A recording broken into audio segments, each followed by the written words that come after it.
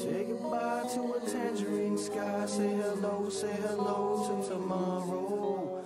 When you say goodbye to a tangerine sky, you lose your pain, lose your fear, lose your sorrow.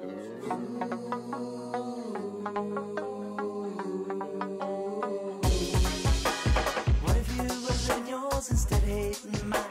Find a truth and spread love and something deep inside. See me glide and slip to the place I need to be. Director, producer, writer, and actor, Spike Lee, who is all of the aforementioned things, has won Emmys and Oscars for his controversial films that challenge the social and political injustices of America. As a connoisseur of black history, Spike Lee's production company is appropriately named 40 Acres and a Mule, and it has produced over 35 films since 1983. But to truly understand Spike, let's go back to Brooklyn, New York, where Spike grew up like a normal kid, playing baseball in the street until his mother yelled out the kitchen window for him to come home for supper. On the playground at school, Spike was never the best athlete, but he always was the team captain because of his strong personality. With less than satisfactory grades and a childish sense of humor, Spike's mother worried about him, writing to his grandmother once, "Oh God, I hope Spike will amount to something. He is so immature." Well, he certainly did amount to something, but how? First, Spike realized that he was not going to be a professional baseball player, so he went to college in Atlanta and graduated with a degree in mass communications.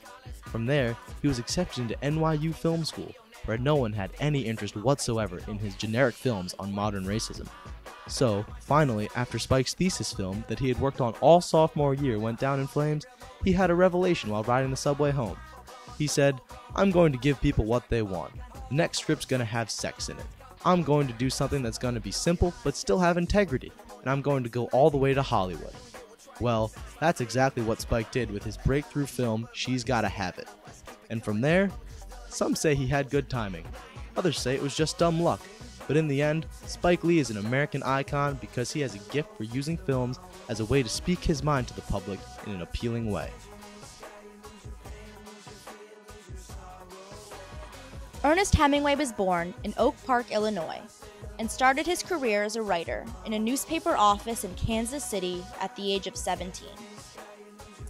After the United States entered the First World War, he joined a volunteer ambulance unit in the Italian Army.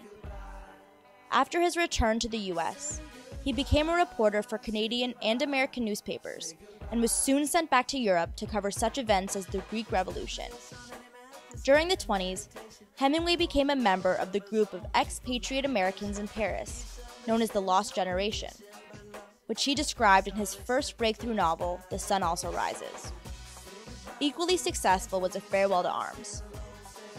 Hemingway used his experiences as a reporter during the Spanish Civil War as the background for Whom the Bell Tolls, and continued on an ambitious and successful path with The Old Man and the Sea, the story of an old fisherman's journey, his long and lonely struggle with the fish in the sea, and his victory and defeat. Hemingway, himself a sportsman, liked to portray soldiers, hunters, and bullfighters, tough, at times primitive people whose courage and honesty are set against the brutal ways of modern society, and who in this confrontation lose hope and faith.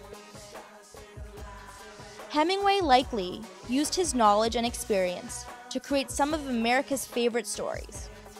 His lifetime experiences include World War I, World War II, Cuba, Key West, Illinois, Canada, and Paris, where he joined fellow Lost Generationers. It's never too late, it's never too late now.